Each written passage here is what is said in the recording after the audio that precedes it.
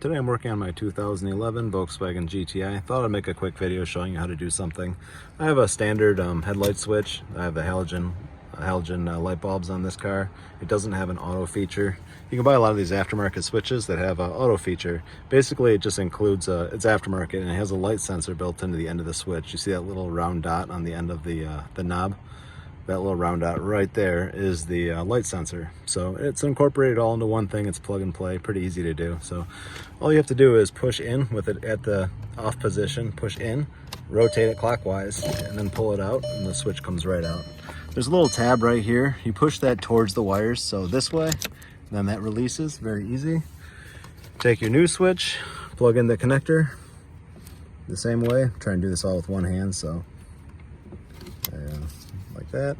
And then you want to get it kind of rotated right the way it goes, like this. Push it in and then rotate this back into place. Now you have auto headlights, so just leave it in auto position. Thanks for watching.